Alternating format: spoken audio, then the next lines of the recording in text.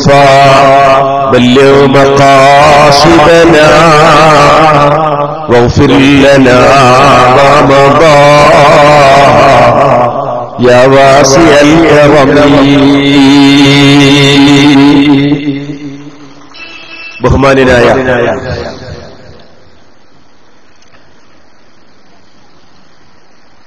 Sayyid KKCM തങ്ങളവറുകളെ, വേദിയിലെ പണ്ഡിത മഹത്തുക്കളെ, നമ്മുടെ നേതാക്കളായ അബ്ദുൽ അസീസ് ഫൈദി ഉസ്താദ്, അതുപോലെ മഹല്ലിന്റെ പ്രസിഡന്റ് മുഹമ്മദ് മുസ്ലിയാർ അവറുകൾ ഉൾപ്പെടെ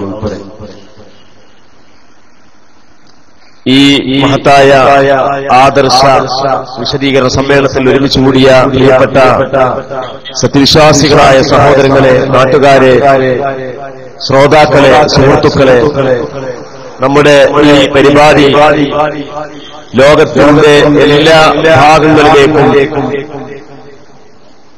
ദൃശ്യമായും ശ്രവ്യമായും കാണിച്ചുകൊണ്ടിരിക്കുന്ന സമസ്ത കേരള ഇസ്ലാമിക് ക്ലാസ് റൂമിന്റെ പ്രവർത്തകരായ ബഹുമാന്യനായ സയ്യിദ് നൂറുദ്ദീൻ ജിഫ്രി തങ്ങൾ അവറുകൾ ഉൾപ്പെടെയുള്ള സഹോദരങ്ങൾ, അല്ലാഹു സുബ്ഹാനഹു വ തആല നമ്മുടെ ഈ പരിപാടി സാലിഹായ കർമ്മമായി നമ്മിൽ നിന്ന് കബൂൽ ചെയ്യുമാറാവട്ടെ. വളരെ ചുരുങ്ങിയ സമയമാണ് നമ്മുടെ മുമ്പിലുള്ളത്. ഉദ്ഘാടനം ചെയ്യുക എന്ന കർത്തവ്യം ആണ് എന്നിൽ അർപ്പിക്കപ്പെട്ടിട്ടുള്ളത്. അതിനു പിറകിൽ നാം പ്രതീക്ഷിച്ചുകൊണ്ടിരിക്കുന്ന സുന്നി കൈരളിയുടെ പ്രബോധന പ്രചാരണ രംഗത്ത് നിറഞ്ഞ സാന്നിധ്യമായ നമ്മുടെ സഹോദരൻ മുസ്തഫ അഷ്റഫിയുടെ LCD സഹിതമുള്ള വിശദീകരണത്തിലൂടെ കേൾക്കാനിരിക്കുക. അതിനും പുറമെ പ്രസംഗത്തിൽ അബ്ദുള്ള ദാരിമി സൂചിപ്പിച്ചതുപോലെ നമുക്ക് ഒളിവില്ല, ഒളിയില്ല, മറയില്ല, ഒളിച്ചോട്ടമില്ല. നേർക്കുനേരെയാണ്, സത്യസന്ധമാണ്. ആർക്കും അവരവരുടെ ജീവിതത്തിൽ സ്വമേധയാ അനുഭവപ്പെട്ട സംശയം, ഏതെങ്കിലും സദസ്സുകളിൽ നിന്ന് കേൾക്കപ്പെട്ട എന്തെങ്കിലും വിമർശനങ്ങൾ, അതല്ലെങ്കിൽ മറ്റെന്തെങ്കിലും അഹ്ലുസുന്നയുടെ പാരമ്പര്യത്തെക്കുറിച്ച് എന്തെങ്കിലും ചോദ്യങ്ങൾ ഉന്നയിക്കാൻ, അതൊരു പക്ഷേ അഹ്ലുസുന്നയുടെ പാരമ്പര്യം, മുസ്ലിമീങ്ങളുടെ പാരമ്പര്യം, കാലങ്ങളായി അനുവർത്തിച്ചു പോരുന്ന വിശ്വാസങ്ങളുടെയും ആചാരങ്ങളുടെയും യാഥാർത്ഥ്യത്തെക്കുറിച്ചുള്ള ആ പാരമ്പര്യം അത് ശരിയല്ല എന്ന് വിശ്വസിക്കുന്നയാളാണ്. അതല്ലെങ്കിൽ അത് ശരിയാണോ എന്ന് സംശയിക്കുന്നവനാണ്. അതല്ലെങ്കിൽ അത് ശരിയാണെന്ന് വിശ്വസിക്കുന്നുവെങ്കിലും ശരിയല്ലെന്ന് പറയുന്ന വിഭാഗമാണല്ലോ എന്ന് കാണുന്നവർ, അവർക്കൊക്കെ സംശയങ്ങൾ ചോദിക്കാനുള്ള, വസ്തുതകൾ മനസ്സിലാക്കാനുള്ള വേദി, തുറന്ന വേദിയാണ്. ഇത് ഓപ്പൺ എയർ സ്റ്റേജാണ്. ആകാശത്തേക്ക് മറയില്ല, ജനങ്ങളിലേക്ക് മറയില്ല, ഒളിച്ചോട്ടത്തിന്റെ പ്രശ്നമില്ല.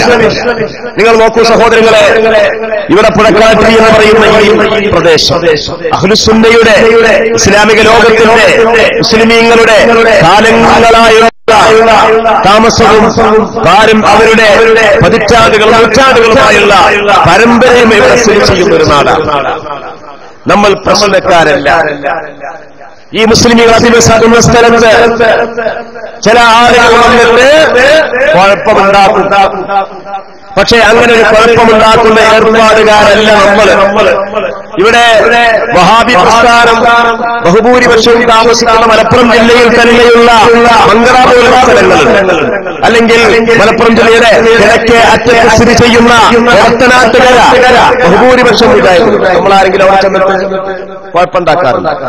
ആ നാട്ടുകാരിൽ ഭിന്നിപ്പിന്റെ വിത്തുപാകാറുണ്ട്? ഇല്ല. മറിച്ച് നേരത്തെ സ്വാഗത പ്രസംഗത്തിൽ പറഞ്ഞതുപോലെ ആഗോള ഭീകരതയുടെ വക്താക്കളായിട്ട് മുസ്ലിമീങ്ങളെ ചുറ്റും കൊന്നുകൊണ്ടിരിക്കുന്ന ഭീകരവാദങ്ങളുടെ സൈദ്ധാന്തിക അടിത്തറമാകുന്ന വഹാബി പ്രസ്ഥാനം, ആ വഹാബി പ്രസ്ഥാനം എന്റെ പ്രിയപ്പെട്ട മുസ്ലിമീങ്ങളെ കേരളത്തിൽ വന്നപ്പോഴാ ഇന്ത്യയിൽ വന്നത് 1800-കളുടെ ആരംഭത്തിലാണ്. അതിന് നായകത്വം വഹിച്ചത് ഡൽഹിക്കാരനായ ഇസ്മായിൽ തെഹ്‌ലവിയായി. പക്ഷേ അന്നൊന്നും തന്നെ കേരളത്തിൽ വഹാബി പ്രസ്ഥാനം വന്നിരുന്നില്ല. കേരളത്തിൽ വഹാബി പ്രസ്ഥാനം വന്നത് എപ്പോഴാണ്? കേരളത്തിൽ വഹാബി പ്രസ്ഥാനം വന്നത് 1920-കൾക്ക് ശേഷമാണ്. 1920-കൾ എന്ന് പറയുമ്പോ എത്ര നൂറ്റാണ്ട് കഴിഞ്ഞു? എത്ര പതിറ്റാണ്ടല്ല, വർഷങ്ങളല്ല, എത്ര നൂറ്റാണ്ടുകൾ കഴിഞ്ഞു. അല്ലാഹുവിന്റെ റസൂലിന്റെ കാലത്ത് തന്നെ നമ്മുടെ കേരളത്തിൽ ഇസ്ലാം വന്നു. കേരളത്തിൽ ഇസ്ലാം വന്നു. അവിതർക്കിതമാണല്ലോ. അതിൽ മുജാഹിദുകൾക്ക് തർക്കമില്ലല്ലോ, ജമാഅത്ത് ഇസ്ലാമിക്ക് തർക്കമില്ലല്ലോ. കേരളത്തിൽ ഇസ്ലാം വന്നു. ആ ഇസ്ലാം വന്നിട്ട് 1500 കൊല്ലം കഴിഞ്ഞു. അതിനുശേഷമാണ് വഹാബി മതം, അദ്ദീനുൽ വഹാബി, വഹാബിസം എന്ന് പറയുന്ന പുത്തൻ മതം നമ്മുടെ കേരളത്തിലേക്ക് വരുന്നു. അപ്പോഴാണ് ഇങ്ങനെ ഒച്ചപ്പാടുകളും ബഹളങ്ങളും ആരംഭിക്കാൻ തുടങ്ങിയത്. 1920-കളിൽ ഈ പ്രസ്ഥാനം വന്നപ്പോൾ സ്വാഭാവികമായിട്ടും നമ്മുടെ നാട്ടിലുള്ള ഭ്രാന്തദർശികളായ ഉലമാക്കൾ ജനങ്ങളെ ഹിദായത്തിലേക്ക് ജീവിച്ചു കാണിച്ചു കൊടുത്തുകൊണ്ടിരിക്കുന്ന മഹാന്മാരായ ഉലമാക്കൾ, ആ കാലത്ത് ജീവിച്ചിരിപ്പുള്ള മഹാന്മാരായ ഉലമാക്കൾ, ആദർശബുദ്ധിയുള്ള ഉലമാക്കളും ഉമറാക്കളും, വിശ്വാസത്തിന്റെ ദൃഢതയുള്ള ഉലമാക്കളും ഉമറാക്കളും ഈ പ്രസ്ഥാനത്തെ കുറിച്ച് കൂലങ്കുശമായി പഠനം നടത്തിയപ്പോഴല്ലേ ഈ പ്രസ്ഥാനം ഇസ്ലാമിന്റെ പേരിൽ പഴയകാലത്ത് കണ്ടുകൊണ്ടിരുന്ന ഖവാരിജുകളെ പോലോത്ത, മുഅ്തസിലികളെ പോലോത്ത, ശിയാക്കളെ പോലോത്ത കടുത്ത പുത്തൻവാദികളാണ് ദീനിന്റെ പേരിൽ പുത്തനാശയങ്ങൾ മുസ്ലിമീങ്ങളുടെ ഖൽബുകളിലേക്ക് കുത്തി നിറയ്ക്കുവാൻ വേണ്ടി ഇറങ്ങിപ്പുറപ്പെട്ട സംഘമാണിവരെന്ന് മഹാന്മാരായ നമ്മുടെ ഉലമാക്കൾക്ക് ബോധ്യപ്പെടുകയും ആ കാര്യം ബഹുജനങ്ങളെ നിരന്തരമായി ഉത്ബുദ്ധരാക്കിക്കൊണ്ടിരിക്കുകയും ചെയ്തുകൊണ്ടിരിക്കുകയാണെന്ന് മുതൽ തുടങ്ങിയതാണ്. ഇന്നും നമ്മളത് അപകടപ്പെടുത്തിക്കൊണ്ടിരിക്കുകയാണ്. എന്റെ പ്രിയപ്പെട്ട മുഅ്മിനീങ്ങളെ, വഹാബി പ്രസ്ഥാനം എന്ന് പറയുന്ന ഈ പ്രസ്ഥാനം ഇന്ന് നമ്മുടെ കേരളത്തിൽ കേരള നേതൃത്വത്തിൽ മുജാഹിദീൻ എന്ന പേരിൽ പ്രവർത്തിക്കുന്നു. ആ കേരളാനുഭവത്തിൽ മുജാഹിദീൻ തന്നെ തുണ്ടമായി കഷ്ണമായിട്ട് മാറിയിരിക്കുകയാണ്. ഇതിന്റെ പേരില് സംഘടനാപരമായ പ്രശ്നത്തിന്റെ പേരിലല്ല, സാമ്പത്തികമായ കാര്യം അത് ഉണ്ടായിട്ടില്ലെങ്കിലും അത് ചർച്ച ചെയ്യേണ്ട വിഷയമായിട്ട് നമുക്ക് തോന്നുന്നില്ല. മറിച്ച് ഈ മുസ്ലിമീങ്ങളെ കാഫിറാക്കാൻ വേണ്ടി, ഈ മുസ്ലിമീങ്ങളെ നിഷ്ഠൂരമായി മുശ്രിക്കാക്കാൻ ഇപ്പൊ പയക്കാട്ടി അങ്ങാടിയിലൊക്കെ ഇവർ ഒന്ന് പ്രസംഗിച്ചാൽ നമ്മളെ ഈ പയക്കാട്ടി അങ്ങാടിയിലൊക്കെ നിഷ്പക്ഷതയോടുകൂടി ഇസ്ലാമിനെ വീക്ഷിക്കുന്ന മുസ്ലിമീങ്ങളുണ്ടല്ലോ, മുസ്ലിമീങ്ങൾ, നമ്മുടെ മുസ്ലിം സുഹൃത്തുക്കൾ, നമ്മുടെ ഹിന്ദു സഹോദരങ്ങള്, നമ്മുടെ ക്രൈസ്തവ സഹോദരങ്ങള്, മറ്റു മതവിഭാഗങ്ങള്, മതമില്ലാത്തവർ, ഇവരൊക്കെ എന്താ മനസ്സിലാക്കുക? ഇവരൊക്കെ മനസ്സിലാക്കുക, ഈ മുശ്രിക്ക് എന്ന് പറഞ്ഞിട്ടുണ്ടെങ്കിൽ ശിർക്ക് എന്ന് പറഞ്ഞാൽ ഈ മുസ്ലിമീങ്ങൾക്കിടയിൽ ഉള്ള എന്തോ ഒരു മുസ്ലിമീങ്ങൾക്കിടയിൽ നടക്കുന്ന ഒരു പ്രതിഭാസമാണ് ശിർക്ക് എന്ന് പറയുന്നത്. മുസ്ലിമീങ്ങൾക്കിടയിൽ നടക്കുന്ന എന്തോ ഒരു കാര്യമാണ് ശിർക്ക്. ഇതൊന്നും അമുസ്ലിമീങ്ങളിലോ മറ്റോ ഉള്ള വിഷയങ്ങളൊന്നും അല്ല എന്ന ഒരു തെറ്റിദ്ധാരണയിലേക്ക് തൗഹീദ്, ശിർക്ക് ഇതൊക്കെ മുസ്ലിമീങ്ങളുടെ ഇടയിൽ അഭ്യന്തര പ്രശ്നങ്ങളാണ്. മുസ്ലിമീങ്ങളുടെ അഭ്യന്തര പ്രശ്നങ്ങളാണ് തൗഹീദും ശിർക്കും എന്ന ഒരു നിഗമനത്തിലേക്ക് നമ്മുടെ നാട്ടിലുള്ള അമുസ്ലിം നിരീക്ഷകന്മാരെ കൊണ്ടെത്തിക്കുന്ന വിധത്തിലല്ലേ ഈ പോയത്തക്കാര് പ്രസംഗിച്ചു നടന്നു. മാന്യമായിട്ട് മൗലവിയോട് ഒരു ചോദ്യം ഞങ്ങളൊന്ന് ചോദിക്കട്ടെ. നിങ്ങൾ ഞങ്ങളെ കാഫിറാക്കി, ഞങ്ങളെ കാപ്പാരെ കാഫിറാക്കി, ഞങ്ങളെ വല്യപ്പാരെയും വല്യമാരെയും ഞങ്ങളെ പള്ളിക്കാട്ടിൽ അന്ത്യവിശ്രമം കൊള്ളുന്ന നൂറ്റാണ്ടുകളായി നിലകൊള്ളുന്ന ആ മഹാന്മാരായ ആളുകളെ എല്ലാം നിങ്ങൾ കാഫിറിന്റെ പട്ടികയിലല്ലേ ഉൾപ്പെടുത്തിയത്? എന്നാൽ ഒന്ന് രണ്ട് ചോദ്യങ്ങൾ ചോദിക്കട്ടെ മൗലവി എന്ന് പറയുമ്പോൾ പറ്റില്ല. എന്ത് ആണത്തമാണ് നിങ്ങൾക്കുള്ളത്? ആണത്തമുണ്ടെങ്കിൽ സാധാരണക്കാരന്റെ സംശയങ്ങൾക്ക് വ്യക്തമായ മറുപടി നൽകാൻ ചങ്കുറ്റ കാണിക്കണ്ടേ? പക്ഷെ അത് കാണിക്കൂല. എന്റെ പ്രിയപ്പെട്ട മുഅ്മിനീങ്ങളെ, ഗൗരവതരമായ വിഷയമായി നിങ്ങൾ മനസ്സിലാക്കണം. അള്ളാഹുവിന്റെ ദീനിനെ ഇവർ അലങ്കോലപ്പെടുത്തിയത് ഏതൊക്കെ കോലത്തിലാണ്? അള്ളാഹുവിന്റെ ദീനിന്റെ ഒന്നാമത്തെ കാര്യം തന്നെ എന്താ? ലാ ഇലാഹ ഇല്ലല്ലാഹ് മുഹമ്മദുർ റസൂലുള്ളാഹ്. ഇതല്ലേ ഒരു മുസൽമാന്റെ ഒന്നാമത്തെ മുദ്രാവാക്യം? ബദറിൽ കേട്ട മുദ്രാവാക്യം അതല്ലേ? ഉഹദിന്റെ മുദ്രാവാക്യം അതല്ലേ? സ്വഹാബത്തിന്റെ മുദ്രാവാക്യം അതായിരുന്നില്ലേ? ആ ലാ ഇലാഹ ഇല്ലല്ലാഹ് മുഹമ്മദുർ റസൂലുള്ളാഹ് എന്ന ഒരു മുസൽമാന്റെ കൽബാകുന്ന മാണിക്യത്താരത്തിൽ ജനനം മുതൽ മരണം വരേക്കും, അത് കഴിഞ്ഞാൽ ഖബർ ജീവിതത്തിലും, അത് കഴിഞ്ഞാൽ മഹ്ശറ ജീവിതത്തിലും, അത് കഴിഞ്ഞാൽ സ്വർഗീയ ജീവിതത്തിലും കൊണ്ടു നടക്കുന്ന മഹത്തായ ആശയത്തെ കത്തിവെച്ചു. മഹത്തായ ലാ ഇലാഹ ഇല്ലല്ലാഹ് വഹാബികൾ കത്തിവെച്ചു. വഹാബികൾ പേച്ചതാണ് നമ്മൾ വെറുതെ പറയല്ല. യദ്വത്തുൽ മുജാഹിദീൻ ഒരുപാട് കഷ്ടങ്ങളായി, ധാരാളം കഷ്ടങ്ങളായി. പക്ഷേ ഇവരൊക്കെ എന്താണ് ചെയ്തുകൊണ്ടിരിക്കുന്നത്? ലാ ഇലാഹ ഇല്ലല്ലാഹ് മുഹമ്മദുർ റസൂലുള്ളാഹ് കത്തിവെച്ചുകൊണ്ടിരിക്കുകയാണ്. എന്താണ് ലാ ഇലാഹ ഇല്ലല്ലാഹ്?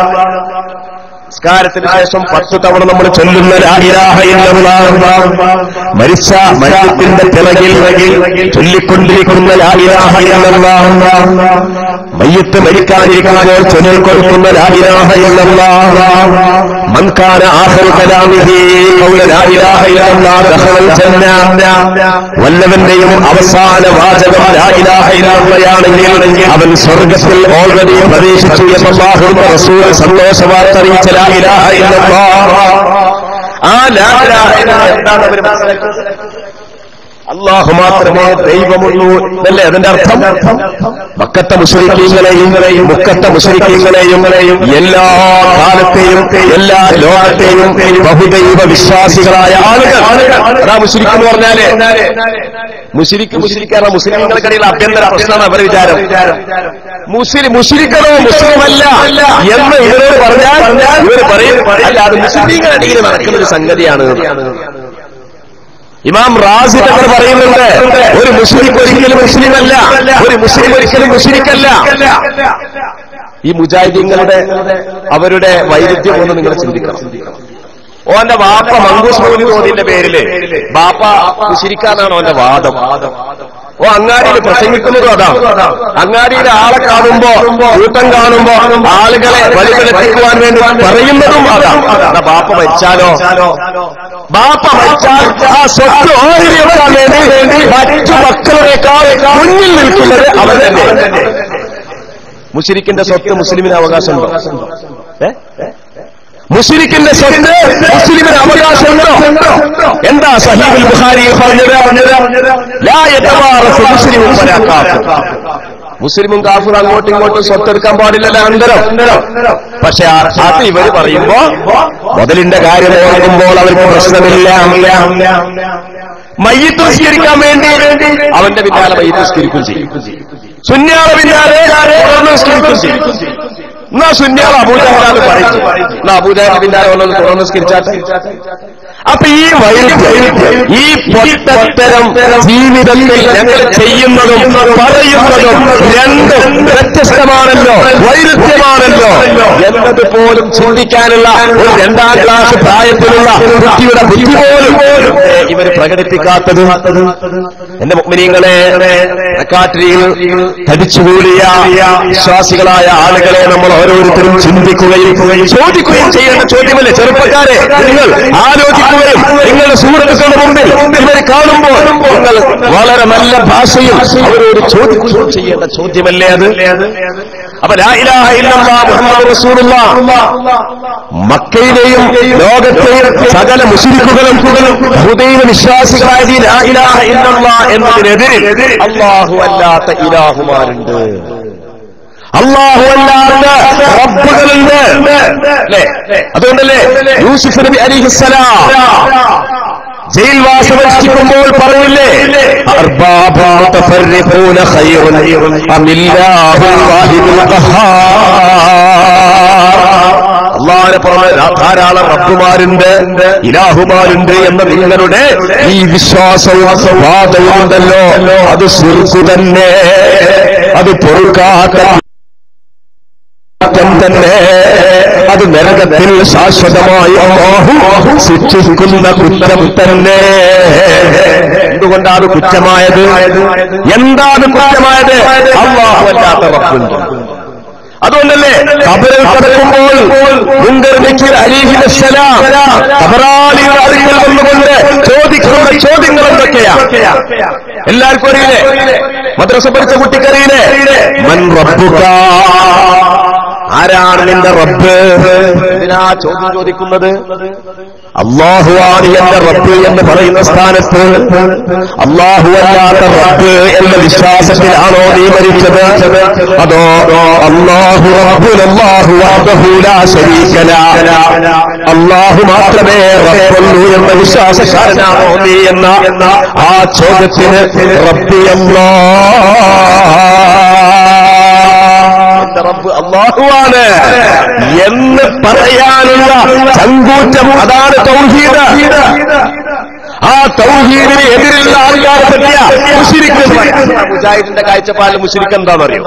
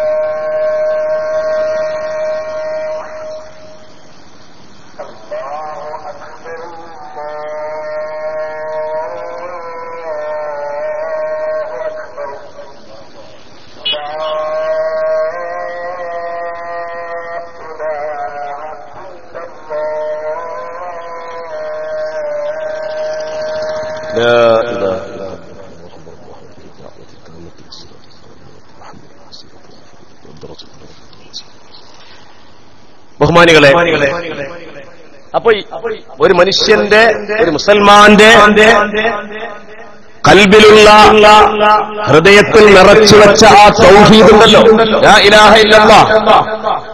എന്നാൽ എന്റെ മുഅ്മിനീങ്ങളെ, ഈ തൗഹീദല്ല ഒരു മുജാഹിദായവന്റെ കൽബിലുള്ളത്.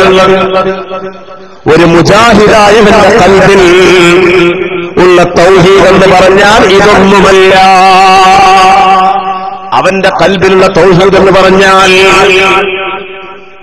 അദൃശ്യമായ മാർഗത്തിൽ ഗുണം പ്രതീക്ഷിക്കാൻ അല്ലാഹു മാത്രമേ പറ്റൂ എന്നുള്ള വിശ്വാസം. ഇത് ഞാൻ വെറുതെ പറയല്ല. അസാധാരണമായ മാർഗത്തിൽ ഒരു കാര്യം ചോദിക്കാൻ പടച്ചവനോട് പറ്റൂ. ഇതാണത്രേ മുജാഹിദിന്റെ തൗഹീദ്. ഇങ്ങനെ ഒരു തൗഹീദ് എന്റെ പ്രിയപ്പെട്ട മുഅ്മിനീങ്ങളെ, ഞാൻ പറയുന്നത് നിങ്ങൾ ശരിക്കും ശ്രദ്ധിക്കണം എന്ന് പറയാൻ കാരണം എന്താ? ഇന്ന് സൈബർ യുഗമാണ്, ഇന്റർനെറ്റ് യുഗമാണ്. ആർക്കും ആരുടെയും ആശയം ഒരു വിരൽ തുമ്പിലൂടെ ഗ്രഹിക്കാനുള്ള സംവിധാനങ്ങളുള്ള കാലഘട്ടമാണ്. ചേകനൂർ മൗലവിന്റെ പ്രസംഗം കിട്ടണമെന്നുണ്ടെങ്കിൽ ചേകനൂർ പോകേണ്ട ആവശ്യമില്ല. നമ്മുടെ വീട്ടിലുള്ള മേശപ്പുറത്തിരിക്കുന്ന കമ്പ്യൂട്ടറുള്ള ബട്ടൺ മതി. ഇങ്ങനെ ഓരോരുത്തരുടെ പ്രസംഗവും നമുക്ക് കിട്ടാനും നമുക്കത് ഗ്രഹിക്കാനും പ്രയാസമില്ലാത്ത കാലഘട്ടമാണ്. ഈ സന്ദർഭത്തിൽ നമ്മുടെ നമ്മുടെ പൈതൃകം യഥാർത്ഥമായ സിറാത്തുൽ മുസ്തഖീം എന്ന വഴി, ആ വഴിയിൽ നിന്ന് നമ്മൾ വ്യതിചലിക്കാതിരിക്കാൻ നമ്മൾ വിഷയങ്ങൾ ശരിക്കും മനസ്സിലാക്കണം. അതുകൊണ്ട് പറയുന്ന കാര്യങ്ങൾ നിങ്ങൾ ശ്രദ്ധിക്കണം. ഇത് വെറുതെ പറയുകയല്ല. മുജാഹിദുകളുടെ ഏതാനും ചില ഉദ്ധരണികൾ ഞാൻ നിങ്ങളുടെ ശ്രദ്ധയിൽപ്പെടുത്തുകയാണ്. ആ ഉദ്ധരണികളും അവര് പറയുന്ന കാര്യങ്ങളും ഇസ്ലാമിന്റെ ഏതെങ്കിലും ഒരു പ്രവാചകൻ പഠിപ്പിച്ചതാണോ, അല്ലെങ്കിൽ ഇസ്ലാമിന്റെ ഗ്രന്ഥമായ ഖുർആനിന്റെ ഏതെങ്കിലും ഒരു ആയത്തിലുള്ളതാണോ, അതല്ലെങ്കിൽ ഇസ്ലാമിന്റെ പ്രവാചകനായ മുഹമ്മദ് നബിയുടെ ജീവിതമാകുന്ന ഹദീസിന്റെ ഏതെങ്കിലും ഒരു തുണ്ടത്തിൽ നമുക്ക് കണ്ടെത്താൻ സാധിക്കുമോ? ഇല്ല. നിങ്ങൾ നോക്കൂ സഹോദരങ്ങളെ, മുജാഹിദ് പ്രസ്ഥാനം ഇവിടെ പഠിപ്പിക്കുന്ന ഏതാനും ചില ഉദ്ധരണികൾ അല്ലെങ്കിൽ ഏതാനും ചില പരാമർശങ്ങള് അവര് പറയുന്നത് എന്താണ്? അദൃശ്യവും മറഞ്ഞതുമായ മാർഗത്തിൽ ഗുണം പ്രതീക്ഷിക്കുന്നതും അതുപോലെ സഹായം ചോദിക്കുന്നതും അത് ശിർക്കാണ്, അത് ലാ ഇലാഹ ഇല്ലല്ലാഹ്ക്ക് എതിരാണ് എന്നാണ് ഇവർ പറഞ്ഞുകൊണ്ടിരിക്കുന്നത്. അവരുടെ ഒരു പുസ്തകം മാത്രം ഞാൻ വായിക്കാം. കുഞ്ഞീദ് മൗലവിയുടെ ഇസ്ലാമിന്റെ അടിത്തറ തൗഹീദ്. കുഞ്ഞീദ് മൗലവിനെ വായിക്കാനുള്ള കാരണം എന്താണെന്ന് അറിയും? കുഞ്ഞീദ് മൗലവി മണ്ണിന്റെ ചോട്ടിലാണ്.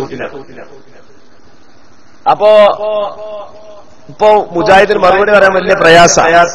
എന്തുകൊണ്ട് പ്രയാസ? ഒരു മുജാഹിദിന് മറുപടി പറഞ്ഞിട്ടുണ്ടെങ്കിൽ ആ മറ്റേ മുജാഹിദിന് പറയാൻ ഞങ്ങൾക്ക് ബാധകമല്ല, അത് ഫൈസൽ ഗ്രൂപ്പ് അല്ലേ എന്ന് പറയും. ഫൈസൽ ഗ്രൂപ്പിന് മറുപടി പറയുമ്പോൾ പറയും, അല്ലെങ്കിൽ കേന്ദ്രമിന് മറുപടി പറയുമ്പോൾ പറയും അത് ഞങ്ങൾക്ക് ബാധകമല്ല, അത് സലഫി ഗ്രൂപ്പല്ലേ, ഹുസൈൻ മദവൂരിന്റെ ഗ്രൂപ്പല്ലേ, സക്കരിയന്റെ ഗ്രൂപ്പല്ലേ, അത് സമദ് മംഗളന്റെ ഗ്രൂപ്പല്ലേ. അങ്ങോട്ടും ഇങ്ങോട്ടും ഒരു ഗ്രൂപ്പിന്റെ വിശ്വാസം മറ്റവരൊക്കെ കാഫറാണ്. ഇവിടെ ബാലുശ്ശേരിക്കാരൻ പ്രസംഗിച്ചു എന്നാണ്. ബാലുശ്ശേരിക്കാരൻ മന്നളാങ്കുഴി അലി സാഹിബിനെ കാഫിറാക്കി പ്രസംഗിച്ച ആളാണ്. എന്നാ ബാലുശ്ശേരിക്കാരൻ കാഫിറാണ് എന്നാണ് കേരളത്തിലുള്ള ബഹുഭൂരിപക്ഷം മുജാഹിദുകളും വിശ്വസിച്ചുകൊണ്ടിരിക്കുന്നത്. നഊദു ബില്ലാഹ്. ഇവരൊക്കെ എവിടേക്ക് ഈ ജനങ്ങളെ കൊണ്ടുപോകുന്നത്? ആരാണ് നിങ്ങളുടെ കൂട്ടത്തിൽ മുസ്ലിമായ ഞങ്ങൾ പറയല്ല, ഇവിടുത്തെ ഉസ്താദുമാര് പറയല്ല, സയ്യിദന്മാര് പറഞ്ഞതല്ല, നിങ്ങൾ തന്നെ നിങ്ങളെ കാഫിറാക്കുന്നു, മുശ്രിക്കാക്കും. ഇത് കുഞ്ഞീദ് മൗലവിയുടെ ഇസ്ലാമിന്റെ അടിത്തറ തൗഹീദ് എന്ന പുസ്തകത്തിന്റെ ഉദ്ധരണിയാണ്. അത് മാത്രമേ ഞാൻ വായിക്കുള്ളൂ. വേറെ ഒരുപാട് ഉദ്ധരണികൾ ഞാൻ കൊണ്ടുവന്നിട്ടുണ്ട്. ഇത് ആവശ്യം ഇതിൽ പറയാം. ചുരുക്കത്തിൽ അഭൗതികമായ മാർഗത്തിൽ ഗുണവും ദോഷവും വരുത്താനുള്ള കഴിവ് ഒരു വ്യക്തിക്കോ ശക്തിക്കോ വസ്തുവിനോ ഉണ്ടെന്ന് വിശ്വസിച്ചുകൊണ്ട് ആ വ്യക്തിയുടെയോ ശക്തിയുടെയോ വസ്തുവിന്റെയോ നേരെ വെച്ചുപുലർത്തുന്ന താഴ്മ, വിധേയത്വം, ആദരവ്, സ്നേഹം, ബഹുമാനം, ഭയം, അവയവങ്ങളുടെ ചലനം എന്നിവയെല്ലാം ആരാധനയാണ്. അവയെല്ലാം പ്രാർത്ഥന ഉൾക്കൊള്ളുന്ന കർമ്മമാണ്. തീർന്നില്ല. അദ്ദേഹം തന്നെ അടുത്ത പേജിൽ പറയുന്ന ഒരു വാക്കുകൂടി നിങ്ങൾ ശ്രദ്ധിക്കുക. അഭൗതികമായ മാർഗത്തിൽ ഒരു ഉപകാരലബ്ധിയോ ദുരിതമോചനമോ നേടാനുള്ള മനസ്സിന്റെ തേട്ടമാണ് പ്രാർത്ഥന. ഇവരങ്ങനെ ഉണ്ടാക്കിയ നമ്മളൊക്കെ അന്ന് മഗ്‌രിബിന് ശേഷം ദ്വാർന്നു അല്ലേ? പുഴക്കാട്ടിലെ പള്ളിയിൽ നൂറുകണക്കിന് വിശ്വാസികൾ മഗ്‌രിബ് നിസ്കാരത്തിന് സംഗമിച്ചു. ആ വിശ്വാസികളുടെ സംഗമത്തിന്റെ പിന്നിലെ സ്വത്തിൽ ജമാഅത്തിൽ കൂടാൻ ഈയുള്ളവന് ഭാഗ്യം ലഭിച്ചു. അവിടെ ഇമാം ദുആ ചെയ്തു, മഅ്മൂമികൾ ആമീൻ പറഞ്ഞു. ദ്വാർന്നില്ലേ? ദ്വാർക്കാന്ന് പറഞ്ഞാൽ ഒരു കൊച്ചുകുട്ടിക്കറിയിലെ ദുആർക്കാട് പറഞ്ഞാൽ അടിമയായ മനുഷ്യൻ ഉടമയായ റബ്ബിനോട് നടത്തുന്ന അപേക്ഷയാണ് ദുആ. ഇതറിയാത്ത ആളാരാ? നമ്മളെ കൂട്ടത്തിലുള്ള 1ാം ക്ലാസ്സിലെ കുട്ടിക്കോ 10ാം ക്ലാസ്സിലെ കുട്ടിക്കോ അത് അറിയാതിരിക്കുമോ? ഇല്ല. വിദ്യാഭ്യാസമുള്ളവരും അറിയാം, ഇല്ലാത്തവരും അറിയാം, മതവിദ്യ അറിയുന്നവരും അറിയാം, അല്ലാത്തവരും അറിയാം. അത്രമാത്രം എല്ലാവർക്കും അറിയാവുന്ന ഈ സത്യത്തെ നഗ്നമായി നിരാകരിച്ചുകൊണ്ട് അതിനെക്കുറിച്ച് യാതൊന്നും പറയാതെ ഇവരുടെ വകയായി സ്വന്തമായ ഒരു ദുആ ഇസ്ലാമിന്റെ പേരിൽ ഉണ്ടാക്കുകയാണ്. സ്വന്തമായൊരു ഇസ്ലാമിന്റെ പേരിൽ ഉണ്ടാക്കി എന്നത് പറയാ. എന്താ പറയുന്നത്? ചുണ്ടുകൾ കൊണ്ട് ഉരുവിട്ടാലും ഇല്ലെങ്കിലും അത് പ്രാർത്ഥന തന്നെ. മറ്റൊരു വിധത്തിൽ പറഞ്ഞാൽ കാര്യകാരണ ബന്ധങ്ങൾക്ക് അതീതമായി ഒരു സഹായം തേടാനുള്ള ആഗ്രഹമാണ് പ്രാർത്ഥന. ശൈലി ഒന്നുകൂടി മാറ്റി പറഞ്ഞാൽ പറഞ്ഞ വഴിക്ക് ഒരു ഉപകാരം നേടാനുള്ള ആഗ്രഹമാണ് പ്രാർത്ഥന എന്നും പറയാ. ഇത് പറയുന്നത് എവിടെയാ? ഉന്നീത് മദനി എന്ന് പറയുന്ന കേരളത്തിൽ നിന്ന് 8 അല്ലെങ്കിൽ 80 പിളർന്നുകൊണ്ടേയിരിക്കുന്ന സകല മുജാഹിദുകളുടെയും ആശ്രയ സ്രോതസ്സായി മൺമറഞ്ഞുപോയ സാക്ഷാൽ ഉന്നീത് മൗലവിയുടെ ഇസ്ലാമിന്റെ അടിത്തറ തൗഹീദ് എന്ന പുസ്തകത്തിന്റെ 19ാമത്തെ പേജിൽ പറഞ്ഞ ഉദ്ധരണിയ ഇത് ഖുർആനോട് യോജിക്കുന്നുണ്ട്. ഈ പറഞ്ഞത് ഖുർആനോട് എന്താ പറഞ്ഞത്? സാധാരണഗതിയിലുള്ള സഹായ തേട്ടങ്ങളല്ലാത്തൊരു സഹായ തേട്ടം ഒരാളുടെ മനസ്സിൽ തോന്നിയാൽ അതാണ് പ്രാർത്ഥന. ഇതല്ലേ പറഞ്ഞത്? ഇത് ഖുർആനോട് യോജിക്കുന്നുണ്ടോ? ഇല്ല. ഞങ്ങൾ പേരാമ്പ്ര സംവാദത്തിൽ മുജാഹിദുകളോട് ചോദിച്ചു, നിങ്ങൾ ഈ പറഞ്ഞത് നിങ്ങൾ ഉറച്ചു നിൽക്കുന്നുണ്ടോ? ഒന്നാമത്തെ ചോദ്യത്തിന്റെ ആശയം അതായിരുന്നു. മുജാഹിദ് പറഞ്ഞു അതെ, ഞങ്ങൾ അത് തന്നെ പറയുന്നു പറഞ്ഞു. എന്നാൽ ഞങ്ങൾ രണ്ടാമത്തെ ചോദ്യം വിളിച്ചോ. ഈ ചോദ്യം എന്റെ ചെറുപ്പക്കാരെ നിങ്ങൾ ബൈഹാർട്ടാക്കിക്കൊണ്ട് നിങ്ങൾ അഭിമുഖീകരിക്കുന്ന മുജാഹിദീങ്ങളായ ആളുകളെ കാണുമ്പോൾ അവരോട് ചോദിച്ചുകൊണ്ടിരിക്കണം. എന്താ ചോദിച്ചു? മഹദിയായ ബഹുമാനപ്പെട്ട അഷ്റഫ് ഉസ്താദ് വന്നു. ഇൻഷാ അല്ലാഹ് വളരെ കുറച്ച് കാര്യങ്ങൾ മാത്രം പറഞ്ഞു ഞാൻ നിർത്തും. ബാക്കി കാര്യങ്ങൾ വിശദമായിട്ട് തന്നെ LCD ക്ലിപ്പിംഗ് സഹിതം അദ്ദേഹം ഇവിടെ പറയും.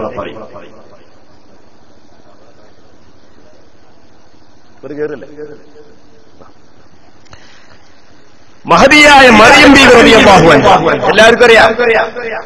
മറിയം ബീവി റളിയല്ലാഹു അൻഹ വളരെ പ്രതിസന്ധി ഘട്ടം അനുഭവപ്പെടുകയാണ്. മറിയം ബീവി റളിയല്ലാഹു അൻഹ സമൂഹത്തിന്റെ ആദരവിൽ ജീവിച്ചു വളർന്ന ഒരു പെൺകുട്ടിയാണ്. മറിയം ബീവി റളിയല്ലാഹു അൻഹ സക്കരിയ അലൈഹിസ്സലാമിന്റെ സംരക്ഷണത്തിൽ വളർന്ന പെൺകുട്ടിയാണ്. ബൈത്തുൽ മുഖദ്ദസിന്റെ പരിചാരികയായിക്കൊണ്ട് നേർച്ച ചേർപ്പെട്ട പെൺകുട്ടിയാണ്. ആ നാട്ടുകാരുടെ പ്രീതിയും പ്രതിപത്തിയും നേടിയ പെൺകുട്ടിയാണ്. ഖുർആൻ ധാരാളം പ്രകീർത്തിച്ച മഹദിയാണ്. പെട്ടെന്ന് അല്ലാഹു സുബ്ഹാനഹു വ തആല ജിബ്രീൽ അലൈഹിസ്സലാമിനെ പറഞ്ഞേക്കുകയാണ്. ഫതമസ്സല ലഹാ ബശറൻ സവിയ്യാ. പൂർണ്ണനായ ഒരു മനുഷ്യനായി ജിബ്രീൽ അലൈഹിസ്സലാമിനെ പ്രത്യക്ഷപ്പെട്ടു. മഹദിയായ മറിയം ബീവിയുടെ മാർവിടത്തിലൂടെ ഗർഭാശയത്തിൽ ഒരു കുഞ്ഞുണ്ടായി. ആ കുഞ്ഞിനെ പെട്ടെന്ന് പ്രസവിക്കുകയാ. പക്ഷേ മഹദിയായ മറിയം ബീവി ഗർഭിണിയായി പ്രസവിച്ചു. പക്ഷേ ഭർത്തൃമതിയല്ല, വിവാഹം കഴിച്ചിട്ടില്ല. പരിശുദ്ധമായ പരമ്പരയിലൂടെ പിറന്ന മറിയം ബീവിക്ക് ഒരു കുഞ്ഞുണ്ടായതിനെ കുറിച്ച് ജനങ്ങളെങ്ങനെ പ്രതികരിക്കും? ഏവിടിശിപ്പെന്ന്, വ്യഭിചാരിപ്പെന്ന് എന്ന് പറഞ്ഞുകൊണ്ട് ആളുകൾ കളിയാക്കില്ലേ, പരിഹസിക്കില്ലേ, കുറ്റം പറയില്ലേ? ഇതിൽ ഈ വേദനയിൽ മനം കൊണ്ടുകൊണ്ട്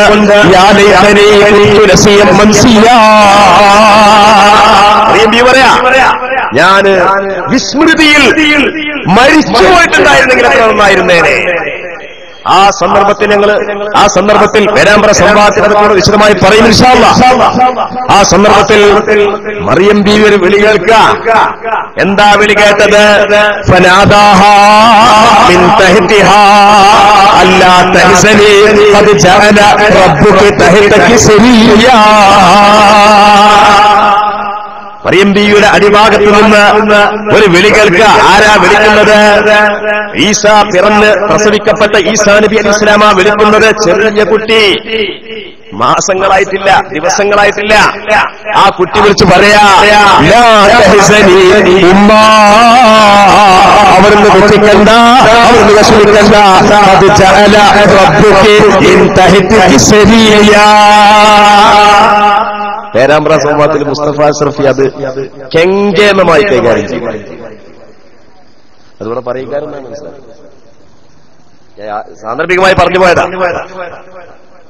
ഒരു മഹാന് അല്ലാഹു ഈ ഖണ്ഡത്തിൽ ഉമ്മാക്കിതാ നിശ്ചയിച്ചിരിക്കുന്നു. അങ്ങനെ ആ കുഞ്ഞിനെ ജനങ്ങൾക്കിടയിലേക്ക് ഹാജരാക്കിയപ്പോൾ ആളുകൾ കളിയാക്കാൻ തുടങ്ങിയപ്പോ ഫഅശാറത്ത് ഇലൈഹി ഖുർആൻ പറയാ ഫഅശാറത്ത് ഇലൈഹി ഖാലൂ കൈഫ നുകല്ലിമു മൻ കാന ഫിൽ മഹ്ദി സബിയ്യാ. എന്നെ കുറ്റം പറയണ്ട, ആളുകളോട് പറയാ, എന്നെ കുറ്റം പറയണ്ട, എന്നെ പരിഹസിക്കണ്ട. എന്താണ് വസ്തുത, എന്താണ് ഉണ്ടായത്, ഞാനെങ്ങനെ പ്രസവിച്ചു, അതിന്റെ പിന്നിലുള്ള കഥ എന്താണ്, ആ കുഞ്ഞിനോട് ചോദിക്കുക. എന്താ പറഞ്ഞത്? സകല മുജാഹിദുകളെയും വായടപ്പിക്കുന്ന ചോദ്യമാണ്. ഇവിടെ മറിയം ബീവി റളിയല്ലാഹു അൻഹാ പ്രതിസന്ധി വേളയിൽ അല്ലാഹു സംവിധാനിച്ച മഹാനായ ഈസാ നബിയോട് അഭൗതികമായ മാർഗത്തിൽ അസാധാരണ രീതിയിൽ ചോദിക്കാൻ വേണ്ടി ചോദിച്ചുകൊള്ളുക, കുഞ്ഞിനോട് ചോദിച്ചുകൊള്ളുക. നിങ്ങൾക്ക് സാധാരണ മനുഷ്യന്മാർക്കില്ലാത്ത രൂപത്തിൽ മുഅ്ജിസത്തിന്റേതായ മറുപടി നിങ്ങൾക്ക് ലഭിക്കുന്നതാണ്. നിങ്ങൾ ചോദിച്ചു, മുജാഹിദേ, നിങ്ങൾ മുസ്ലിമുകളെ കബറാക്കാൻ വേണ്ടി ഉണ്ടാക്കിയ ഈ തെറ്റായ വാദമുണ്ടല്ലോ, ഈ വാദം മറിയം ബീവിയുടെ ഈ പ്രസ്താവനയുടെ മുമ്പിൽ തകർന്ന ചരിത്രമായില്ലേ മുജാഹിദേ? ഏത് മുജാഹിദിന് പറയാൻ കഴിയുന്നത്? മുജാഹിദ് ബാലുശ്ശേരിക്ക് കഴിയും, അല്ലെങ്കിൽ കൊട്ടശ്ശേരിക്ക് കഴിയോ, അതല്ലെങ്കിൽ നാട്ടി ഉസ്താദിന്റെ ഭാഷയിൽ പറഞ്ഞാൽ കൊട്ടശ്ശേരിക്ക് കഴിയോ? ഒരാൾക്കും കഴിയില്ല. അങ്ങനെ എത്രയെത്ര സംഭവങ്ങളുണ്ട്. ഞാൻ ഏതാനും ചില സംഭവങ്ങൾ മാത്രം പറയാം. അല്ലാഹുവിന്റെ റസൂൽ, എന്റെ പ്രിയപ്പെട്ട മുഅ്മിനീങ്ങളെ, ചെറുപ്പക്കാരെ, ഈ മറഞ്ഞ മാർഗത്തിലൂടെയുള്ള സഹായത്തേയം അല്ലാഹുവിനോട് മാത്രം എന്നതാണ് ഇതിന്റെ അർത്ഥം. ലാ ഇലാഹ ഇല്ലല്ലാഹയുടെ അർത്ഥമെന്നും മറഞ്ഞ മാർഗത്തിലൂടെ മുഹമ്മദ് ശൈഖിനോടോ പുണ്യ റസൂലിനോടോ അപേക്ഷിക്കുന്നതോ ആവലാതി പറയുന്നതോ അതിന്റെ പേരാണ് ശിർക്ക്. അതാണ് അബൂജഹൽ മുശ്രിക്കാവാൻ കാരണം എന്നല്ലേ നാടുമേളെ കവലകൾ തോറും ഇവര് പ്രസംഗിച്ചുകൊണ്ടിരിക്കുന്നത്. ഏത് പ്രവാചകനാണ് പറഞ്ഞത്? ആദം നബിക്ക് അങ്ങനെ ഒരു വാദമുണ്ടോ? നൂഹ് നബിക്കുണ്ടോ? ഇബ്രാഹിം നബിക്കുണ്ടോ? ഇല്യാസ് നബിക്കുണ്ടോ? ഈസാ നബിക്കുണ്ടോ? മൂസാ നബിക്കുണ്ടോ? മുഹമ്മദ് നബിക്കുണ്ടോ? ഖുലഫാഉർ റാഷിദീങ്ങൾക്കുണ്ടോ? അഇമ്മത്തുൽ അർബഅത്തുണ്ടോ? ലോക മുസ്ലിമീങ്ങൾക്കുണ്ടോ? ഈ കാണുന്ന വിവരമില്ലാത്ത തലച്ചുപോയ പുതിയ മതമുണ്ടാക്കിയ ഈ വഹാബികൾക്കല്ലാതെ ആർക്കാണ് ഈ വാദമുള്ളത്? നിങ്ങൾ നോക്കൂ, അല്ലാഹുവിന്റെ റസൂൽ സ്വല്ലല്ലാഹു അലൈഹി വസല്ലം തങ്ങൾ 53ാമത്തെ വയസ്സിൽ മക്കയിൽ നിന്ന് എവിടേക്ക് പോയി? മദീനയിലേക്ക് പോയി. മദീനയിൽ നബിക്ക് ജീവിക്കാൻ, താമസിക്കാനെന്ന് വീടായിട്ടില്ല. ആദ്യമായിട്ട് അല്ലാഹുവിന്റെ റസൂൽ എവിടെയാ ഇറങ്ങിയത്? അബൂ അയ്യൂബ് അൽ അൻസാരി റളിയല്ലാഹു അൻഹുവിന്റെ വീട്ടിലല്ലേ? മദീന തബവഉ ദാറ വൽ ഈമാൻ. മുസ്ലിമീങ്ങൾക്ക് റസൂലിനും സഹാബത്തിനും ഭവനമൊരുക്കി വെച്ച അൻസാരികൾ, റസൂലിനും സഹാബത്തിനും ഈമാനിന് സൗകര്യപ്പെടുത്തി കൊടുത്ത സഹാബിമാർ, അൻസാരികളായ സഹാബിമാരിൽപ്പെട്ട അബൂ അയ്യൂബ് അൽ അൻസാരി റളിയല്ലാഹുവിന്റെ ചരിത്രം നിങ്ങൾ കേട്ടിട്ടില്ലേ? എത്ര പറഞ്ഞാലും തീരാത്ത ചരിത്രം. ആ ചരിത്രം നമ്മൾ പറഞ്ഞാൽ നമുക്ക് സമയമില്ല. അങ്ങനെയുള്ള അബൂ അയ്യൂബ് അൽ അൻസാരി റളിയല്ലാഹു അൻഹു, അല്ലാഹുവിന്റെ റസൂൽ സൗകര്യം ചെയ്തു കൊടുത്ത അബൂ അയ്യൂബ് അൽ അൻസാരി റസൂലുള്ള വഫാത്തായി. സിദ്ദീഖുൽ അക്ബർ വഫാത്തായി, ഉമർ ബിൻ ഖത്താബ് തങ്ങൾ വഫാത്തായി, ഉസ്മാൻ ബിൻ അഫ്ഫാൻ തങ്ങൾ വഫാത്തായി, അലിയാർ തങ്ങൾ വഫാത്തായി. അങ്ങനെ മറുവാനെ പോലുള്ള ചീത്ത ഭരണാധികാരികളെ ഭരണം കയ്യടക്കുന്ന പ്രത്യേക സാഹചര്യം വന്നു. ആ സന്ദർഭത്തിൽ മുസ്ലിമീങ്ങളുടെ അന്തരീക്ഷം കലങ്ങി മറിയുകയാണ്. ചരിത്രബോധമുള്ള ആളുകൾക്ക് അതൊക്കെ അറിയാം. മദ്രസയിലുള്ള താരീഖിന്റെ പുസ്തകങ്ങൾ പഠിച്ചവർക്ക് അതൊക്കെ അറിയാം. എന്റെ ചെറുപ്പക്കാരെ, ചരിത്രം നിങ്ങൾ മറന്നുപോകരുത്. ആ മദീനയിലുള്ള ഭരണത്തിൽ, മുസ്ലിമീങ്ങളുടെ ഇസ്ലാമിക ഭരണത്തിൽ ഒരുപാട് പ്രശ്നങ്ങൾ ഇങ്ങനെ വന്ന സന്ദർഭത്തിൽ അബൂ അയ്യൂബ് അൽ അൻസാരി എന്ന വഫാത്തായിട്ടില്ല. റസൂലിന് ഹിജ്റ വന്ന റസൂലിന് സൗകര്യം കൊടുത്ത, വീടൊരുക്കി കൊടുത്ത മഹാൻ അബൂ അയ്യൂബ് അൽ അൻസാരി റളിയല്ലാഹു അൻഹു എവിടേക്ക് ചെല്ലുകയാണ്? പുന്നാരനിലൂടെ ഖബറിലേക്ക് ചെല്ലുകയാണ്. എന്നിട്ട് എന്താ ചെയ്യുന്നത്? ആ അബൂ അയ്യൂബ് അൽ അൻസാരിയുടെ ശറഫാക്കപ്പെട്ട മുഖത്തെ ഖബറിങ്ങനതാ ചേർത്ത് വെച്ചുകൊണ്ട് പൊട്ടിക്കരയുകയാ. ആ സമയത്ത് പിന്നിൽ നിന്ന് കൈപ്പല ഒരാൾ പിടിച്ച് വലിക്കുന്നത് കണ്ടു. നോക്കുമ്പോ ഭരണാധികാരിയായ മർവാനെയാ കണ്ടത്. അന്ന് മർവാനിന്റെ ഗവർണർഷിപ്പാണ്. അയാളാണ് മദീനയുടെ കൈകാര്യകർത്താവ്. അയാൾ അബൂ അയ്യൂബ് അൽ അൻസാരിയോട് ചോദിക്കുകയാണ്, മാദാ തസ്നഉ തദ്രി മാദാ തസ്നഉ? ഓ അബൂ അയ്യൂബേ, എന്താണ് താങ്കൾ ചെയ്യുന്നത്? ആ സമയത്ത് അബൂ അയ്യൂബ് അൽ അൻസാരി പറഞ്ഞ മറുപടി, ആ മറുപടി ചിന്തിക്കുന്ന, ആലോചിക്കുന്ന, ഇസ്ലാമിക സമൂഹത്തിന്റെ പാരമ്പര്യത്തിൽ അഭിമാനബോധമുള്ള ഏതൊരു മുസൽമാനും ഓർത്തുവെക്കേണ്ട ചരിത്രമല്ലേ? ബഹുമാനപ്പെട്ടവര് പറയാണ്, ഇന്നീ ജിഇതു റസൂലല്ലാഹ്, ഇന്നമാ ജിഇതു റസൂലല്ലാഹ്, ഞാൻ അല്ലാഹുവിന്റെ റസൂലിന്റെ അടുക്കലാ വന്നിട്ടുള്ളത്. റസൂല് ഖബറില, അല്ലാഹുവിന്റെ റസൂല് ഖബറില, ഞാൻ റസൂലുള്ളാഹിന്റെ അടുക്കലാ വന്നിട്ടുള്ളത്. വലം ആതി ഹാദൽ ഹജറ, ഞാൻ ഈ ഖബറുമത്തെ കല്ലുമ്മക്കല്ല വന്നത്. മമ്പുറത്ത് ചെല്ലുമ്പോ ആ ബിൽഡിംഗുമക്കല്ല ചെല്ലുന്നത്, അവിടെയുള്ള ഖബറിങ്ങിലേക്കല്ല ചെല്ലുന്നത്, മമ്പുറത്തെ സയ്യിദിലേക്കാണ് ചെല്ലുന്നത് എന്നതുപോലെ അബൂ അയ്യൂബ് അൽ അൻസാരി പറയാണ്, ഇത് നിഷേധിക്കാൻ കഴിയൂല. ഈ സംഭവത്തെ നിഷേധിക്കാൻ ലോകത്ത് ഒരാൾക്കും സാധ്യമല്ല. ഞാൻ ഇവിടെ വന്നത് റസൂലുള്ളാഹിന്റെ അടുക്കലേക്കാണ്, ഞാൻ ഈ ഖബറിങ്ങിലേക്കല്ല. എന്തിനാ ഞാൻ വന്നതെന്നറിയോ? സമിഅ്തു റസൂലുള്ളാഹി സ്വല്ലല്ലാഹു അലൈഹി വസല്ലം യഖൂൽ, അല്ലാഹുവിന്റെ റസൂൽ പറയുന്നത് ഞാൻ കേട്ടിട്ടുണ്ട്, ലാ തബ്കു അലദ്ദീനി ഇദാ വലിയഹു അഹ്ലുഹു വബ്കു അലൈഹി ഇദാ വലിയഹു ഗൈറു അഹ്ലിഹി. ദീനിനെ അതിന്റെ യഥാർത്ഥ അർഹരായ ആളുകൾ കൈകാര്യം ചെയ്യുകയാണെങ്കിൽ നിങ്ങൾ കരയണ്ട. അതേസമയത്ത് മർവാനെ പോലെയുള്ള ദുഷ്ടഭരണാധികാരികളാണ് ദീനിന്റെ കൈകാര്യകർത്താക്കളായി വന്നതെങ്കിൽ നിങ്ങൾ കരഞ്ഞുകൊള്ളുക. ആ റസൂലിന്റെ കൽപ്പന ഓർത്തുകൊണ്ടാണ് ഞാൻ ഈ ഖബറിൽ വന്നിട്ട് പൊട്ടിക്കരയുന്നത്. ഞാൻ വന്നത് റസൂലിന്റെ അടുക്കലേക്കാ. എന്തു പറയുന്നു? ഞാൻ ചോദിക്കട്ടെ, ഒരു മുജാഹിദേ, വഹാബികൾ പഴച്ചതാണെന്ന് പറയാനുള്ള കാരണം അവർ പറയുന്ന തൗഹീദ് സ്വഹാബിമാർക്ക് പരിചയമില്ല. ഇനി രണ്ടാമതൊരു സംഭവം കൂടി നിങ്ങൾ നോക്കൂ. പേരാമ്പ്ര സംവാദത്തിലൊക്കെ സമഗ്രമായി ചർച്ച ചെയ്യപ്പെട്ട സംഭവം, ഉമർ ഇബ്നുൽ ഖത്താബ് റളിയല്ലാഹു അൻഹുവിന്റെ ഭരണകാലം, മദീന വരൾച്ചയിലാണ്. ആ സന്ദർഭത്തിൽ ഒരു സ്വഹാബി വരും. സഹാബിയുടെ പേരെന്താണെന്നറിയോ? ബിലാൽ ഇബ്നുൽ ഹാരിസ് ഹുസനി.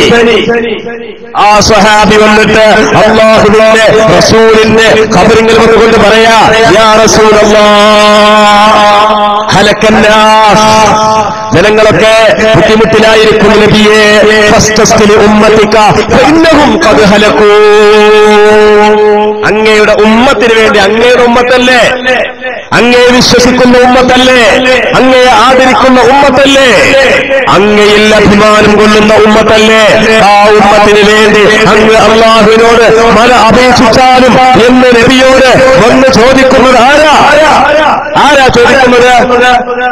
ബിലാൽ ഇബ്നുൽ ഹാരിസിൽ ഹുസനിയല്ലേ, സ്വഹാബിയല്ലേ, അഹദു സ്വഹാബ എന്നാണ് അതിനെ സംബന്ധിച്ച് ഫത്ഹുൽ ബാരിയിൽ ഇമാം ഇബ്നു ഹജർ അൽ അസ്ഖലാനി റളിയല്ലാഹു തആല അൻഹു സഹീഹുൽ ബുഖാരിയുടെ വ്യാഖ്യാനത്തിൽ പറഞ്ഞത്. മുഅ്മിനീങ്ങളെ, അതുകൊണ്ടാണ് നമ്മൾ പറഞ്ഞത്, ഈ വഹാബികൾ പറയുന്ന തൗഹീദ് അത് സഹാബത്തിന് അറിയില്ല. വഹാബികൾ എതിർത്തുകൊണ്ടിരിക്കുന്ന, അവരെതിർക്കുന്നു എന്ന് പറഞ്ഞുകൊണ്ടിരിക്കുന്ന ശിർക്കുണ്ടല്ലോ, ഒരു പ്രവാചകന് അതിനെതിർത്തിട്ടില്ല. ആയിരുന്നുവെങ്കിൽ അബൂ അയ്യൂബ് അൽ അൻസാരി റസൂലുള്ളാഹിയുടെ ഖബറിൽ വന്നിട്ട് കരയുമോ? ആയിരുന്നുവെങ്കിൽ ബിലാൽ ഇബ്നുൽ ഹാരിസ് ഹുസനി റസൂലുള്ളാഹിയുടെ ഖബറിൽ വന്നിട്ട് മഴ അപേക്ഷിക്കാൻ വേണ്ടി റസൂലിനോട് പറയുമായിരുന്നു. ഈ ഹദീസുകൾ എത്ര കാലം മുസ്ലിം ലോകത്ത് ചർച്ച ചെയ്തു? 1-ാം നൂറ്റാണ്ട് മുതൽ 14 നൂറ്റാണ്ടുകാലം ഇസ്ലാമിക ലോകത്ത് നിരന്തരമായി ചർച്ച ചെയ്ത ഈ ഹദീസിനെ വിശദീകരിച്ച ഏതെങ്കിലും ഒരു ഇമാം, ഏതെങ്കിലും ഒരു പണ്ഡിതൻ, ഏതെങ്കിലും ഒരു ഇസ്ലാമിന്റെ പ്രാമാണികനായ ഒരു പണ്ഡിതൻ ഈ ചെയ്തത്, ഈ സഹാബിയുടെ പ്രവൃത്തി ശിർക്കാണെന്ന് പറഞ്ഞോ? അതുകൊണ്ടാണ് നമ്മുടെ ബാനറിൽ ഇവിടുത്തെ സംഘാടകര് ഒരു ചോദ്യം ഉന്നയിച്ചത്, സുന്നികൾ മുശ്രിക്കുകളോ? ഇത് പറയാൻ വിശുദ്ധ ഖുർആൻ അനുവദിക്കുന്നില്ല, ഇത് പറയാൻ ഹദീസുകൾ അനുവദിക്കുന്നില്ല, ഇത് പറയാൻ സഹാബികൾ അനുവദിക്കുന്നില്ല, ഇത് പറയാൻ ഇമാമിയങ്ങൾ അനുവദിക്കുന്നില്ല, ഇത് പറയാൻ ഒരു പ്രവാചകനും അനുവദിക്കുന്നില്ല. ഖുർആൻ എവിടെയെങ്കിലും ഒരു ആയത്തുണ്ടോ? പിന്നെ ഖുർആനിലെ ചില ആയത്തുകൾ ഇങ്ങനെ ഓതും. ഇവര് ഖുർആനിന്റെ ആയത്തെന്ന് പറഞ്ഞിട്ട് ഓതും, നമ്മളെ മുമ്പിൽ ഓതൂലാന്ന് മാത്രം. നമ്മളെ മുമ്പിൽ ഇവർക്ക് ഓതാൻ കഴിയൂല. ഇന്നലെ നമ്മൾ ഓൺലൈൻ പ്രവർത്തകർക്കറിയാം, ഒരു സംവാദം ഉണ്ടായി ഓൺലൈൻ. മുസ്താഖ് തൃശൂർ എന്ന് പറയുന്ന ഒരു വ്യക്തിയുമായിട്ടുള്ള ഒരു ഓൺലൈൻ സംവാദം. ആ സംവാദത്തിൽ ഖുതുബയുടെ ഭാഷയുമായി ബന്ധപ്പെട്ട വിഷയമാണ് സംവാദം. അപ്പൊ അയാളെ വാദം എന്താണെന്ന് വെച്ചാല്, ഞാനും തമ്മിലാ സംവാദം. എന്റെ വാദം ഖുതുബ മുഴുവൻ അറബിയിലാണ് നിർവഹിക്കേണ്ടത്. അയാളെ വാദം ഖുതുബ അതിന്റെ അർക്കാനുകൾ അറബിയിലോ അനുബന്ധങ്ങള് മലയാളത്തിലുമാണ് ഓതേണ്ടത്. അപ്പൊ ഞാൻ അയാളോട് ചോദിച്ചു, അനുബന്ധങ്ങൾ മലയാളത്തിലും, മലയാളികളുടെ ഖുതുബയെ ചർച്ച ചെയ്യട്ടോ, തമിഴന്മാർ അണ്ണാച്ചിയാതല്ല മലയാളത്തിൽ, അവർക്ക് മലയാളം തിരിയില്ലല്ലോ. അപ്പോ അർക്കാനുകൾ അറബിയിലാവണം എന്നല്ലേ നിങ്ങളുടെ വാദം? അതെ, അതാണ് എന്റെ വാദം. എന്നാൽ അർക്കാനുകൾ അറബിയിലാവണം എന്ന നിങ്ങളുടെ വാദത്തിന് ഖുർആനിന്റെ ഒരു ആയത്തുണ്ടോ? പറ. അല്ലെങ്കിൽ ഒരു ഹദീസുണ്ടോ? പറ. പറയാൻ കഴിയുന്നില്ല. ഞാൻ എങ്ങനെ മനസ്സിലാക്കുന്നത്? ഈ ഒരൊറ്റ മറുപടി. അതാ മറുപടി. അപ്പൊ എന്നതുപോലെ എന്റെ പ്രിയപ്പെട്ട മുഅ്മിനീങ്ങളെ, എനിക്ക് മറുപടിയൊന്നുമില്ല. ഖുർആന്റെ ആയത്ത് പറഞ്ഞു ഓതി. എന്തായത്ത്? ഒന്നുകിൽ ഖുർആനിൽ ലാ തുശ്രിക് ബില്ലാഹ് എന്ന് പറഞ്ഞിട്ടുണ്ടോ? നിങ്ങൾ അല്ലാഹുവിനെ കൊണ്ട് പങ്കു ചേർത്തരുത്. അതുകൊണ്ട് ഇസ്തിഗാസ ചുരുക്കാന്ന് വരുമോ? മങ്കൂസ് മൗലിദ് ചുരുക്കാന്ന് വരുമോ? എന്താ പങ്കു ചേർക്കാന്ന് പറഞ്ഞാൽ, അല്ലാഹുവിന് പുറമെ ദിവ്യത്വമാരോപിക്കലല്ലേ പങ്കു ചേർക്കല്, അല്ലാതെ അസാധാരണ മാർഗത്തിൽ ഗുണം പ്രതീക്ഷിക്കലാണ് പങ്കു ചേർക്കലെങ്കിൽ മറഞ്ഞ കാര്യങ്ങൾ അറിയാൻ പ്രവാചകനെ അല്ലെങ്കിൽ മഹാനെ സമീപിക്കലാണ് ശിർക്കെങ്കില് നബിയുടെ ഭാര്യമാർ എന്നോ മുശ്രിക്കുകളായിട്ടുണ്ടാവേ. കാരണം നബിയുടെ ഭാര്യമാര് റസൂലിനോട് മറഞ്ഞ കാര്യങ്ങൾ ചോദിച്ചിട്ടുണ്ട്. എത്ര സ്വഹീഹുൽ ബുഖാരിയുള്ള സംഭവമല്ലേ? അല്ലാഹുവിന്റെ റസൂൽ ഒരു പ്രസംഗവേളയിൽ പറയാണ്, സലൂനി, എന്നോട് നിങ്ങൾ എന്തു ചോദിച്ചോളീന. ആ സമയത്ത് സഹാബിമാർ ഓരോരുത്തരും എഴുന്നേറ്റ് ചോദിക്കുക, എന്താ? ഞാൻ നാളെ പരലോകത്ത് എവിടെയായിരിക്കും നബിയേ? നീ സ്വർഗത്തിലായിരിക്കും. മറ്റേയാൾ ചോദിക്കുകയാണ്, ഞാൻ എവിടെയാണ്? നീ നരകത്തിലായിരിക്കും. വേറൊരാൾ ചോദിക്കുകയാണ്, എന്റെ ബാപ്പ ആരാണ് നബിയേ? നിന്റെ ബാപ്പ ഇന്നാലിന്നയാളാണ്. മറഞ്ഞ മാർഗത്തിലൂടെ മനുഷ്യന്റെ സാധാരണമായ കഴിവിന്റെ അടിസ്ഥാനത്തിലല്ലാതെയുള്ള കാര്യങ്ങളാണ് അല്ലാഹുവിന്റെ റസൂല് ചോദിക്കാൻ വേണ്ടി പറയുന്നതും സഹാബിമാർ ചോദിച്ചു. പക്ഷേ അത് കുഫ്റാണോ? അത് ശിർക്കാണോ? അത് തെറ്റാണോ? അതാ ഇവിടെ ചോദിച്ചത്, സുന്നികൾ മുശ്രിക്കുകളോ? ആ ചോദ്യത്തിന് മറുപടി പറയാൻ ചങ്കൂറ്റമുള്ള ഒരൊറ്റ വഹാബിയും ഇതുവരെ ജനിച്ചിട്ടില്ല. ഇനി ഏതായാലും ജനിക്കൂല്ല എന്നുള്ള കാര്യം ഉറപ്പാ. എന്റെ പ്രിയപ്പെട്ട മുഅ്മിനീങ്ങളെ, അപ്പൊ ലാ തുശ്രിക് ബില്ലാഹ്, ഇതാണ് അവർ ഓതുന്നൊരായത്ത്. പിന്നെ അവർ ഓതുന്നൊരായത്തുണ്ട്, ഈ മരിച്ചുപോയ ആളുകൾ, മരണത്തിന്റെ ചില കാര്യങ്ങളും കൂടി പറഞ്ഞ് ഞാൻ നിർത്തുകയാണ്. മരിച്ചുപോയ ആളുകളെ ഇസ്ലാമിന്റെ വിശ്വാസപ്രകാരം ഒരാൾ മരിച്ചാൽ എന്താ അവസ്ഥ? ഞാനിപ്പോ പറയുന്നത് ഇവർക്ക് ശാസ്ത്രത്തെ കുറിച്ചല്ല, ഹൈന്ദവ വിശ്വാസത്തെ കുറിച്ചല്ല, ക്രൈസ്തവ വിശ്വാസത്തെ കുറിച്ചല്ല, വഹാബി ദർശനത്തെ കുറിച്ചുമല്ല. വഹാബിയുടെ മതം ഇസ്ലാമുമായി ബന്ധപ്പെട്ടതല്ല. മുജാഹിദീങ്ങളുടെ മരിച്ചവരെ പറ്റിയുള്ള വിശ്വാസം എന്ന് പറയുന്നത് ഖുർആനിനോടോ ഹദീസിനോടോ മുസ്ലിമീങ്ങളുടെ ഇക്കാലമത്രയുള്ള ഒരു വിശ്വാസത്തിനോടും യോജിച്ചതല്ല. നിങ്ങൾ നോക്കൂ സഹോദരങ്ങളെ, മരിച്ച ആൾക്കാര് ഇനി കേൾക്കൂല, മരിച്ച ആൾക്കാരും അവർക്ക് യാതൊരു ബന്ധവുമില്ല, അവർക്കിനി ഒന്നുമില്ല എന്നാണ് മുജാഹിദീങ്ങളുടെ വിശ്വാസം. മരിച്ചതോടുകൂടി ഒരു മനുഷ്യന്റെ എല്ലാ പവറും അസ്തമിച്ചു. ഇനി പുനരുദ്ധാന നാളിൽ, ഖിയാമത്ത് നാളിൽ പുതിയൊരു ജീവിതത്ത് കൊടുത്തിട്ട് ആഖിറത്തിലേക്ക് പുനർജീവിപ്പിക്കുമ്പോൾ മാത്രമേ ഇനി ആ മനുഷ്യന് എന്തെങ്കിലും ഉള്ളൂ എന്നാണ് ഇവർ പറയുന്നത്. എന്നാൽ ഈ വിശ്വാസം ഇസ്ലാമികമല്ല. ഇസ്ലാമിന്റെ വിശ്വാസപ്രകാരം ദുനിയാവിൽ നിന്ന് ആഖിറത്തിലേക്ക്, ബർസഖിലേക്കുള്ള ഒരു പ്രയാണം, ഒരു മാറ്റം, അതാ മരണം എന്ന് പറയുന്നത്. അതാ മരണം. നിങ്ങൾ നോക്കൂ സഹോദരങ്ങളെ, മഹാനായ അംർ ഇബ്നുൽ ആസ് റളിയല്ലാഹു അൻഹു സ്വഹാബിയല്ലേ? ഞാൻ ഇപ്പോൾ പോലും ഈ ഇമാം നബിയുടെ അദ്കാർ മറിച്ചപ്പോ കണ്ട സംഭവം, സഹീഹ് മുസ്ലിമിലെ സംഭവം. അംർ ഇബ്നുൽ ആസ് റളിയല്ലാഹു അൻഹു മരണവേളയിൽ തന്റെ മകനെ വിളിച്ചുകൊണ്ട് വസിയത്ത് ചെയ്ത സംഭവം എന്താണെന്നറിയോ? ഞാൻ മരിച്ചു കഴിഞ്ഞാൽ ഫൈദാ അന മിത്തു, ഞാൻ മരിച്ചു കഴിഞ്ഞാൽ, നിങ്ങൾ എന്നെ മറമാടിക്കഴിഞ്ഞാൽ, ഇദാ ദഫൻതുമൂനി ഫഅഖീമൂ ഹൗല ഖബരി. സകല മുജാഹിദുകൾ ഇത് കേൾക്കണം. നമ്മുടെ നാട്ടിൽ മുജാഹിദ് ഇല്ലാത്ത വേറെ കാര്യം കേട്ടോ. വയക്കാട്ടി പഞ്ചായത്തിൽ മുജാഹിദ് കൂടുതലില്ലല്ലോ, എന്നാലും ക്ലാസ് റൂമിലൂടെയൊക്കെ കേൾക്കുന്നുണ്ടാവുമല്ലോ. ഫഅഖീമൂ ഹൗല ഖബരി, എന്റെ ഖബറിന്റെ ചുറ്റിലും നിങ്ങൾ വെക്കണം. എന്നിട്ട് നിങ്ങൾ എത്ര നേരം നിൽക്കണം?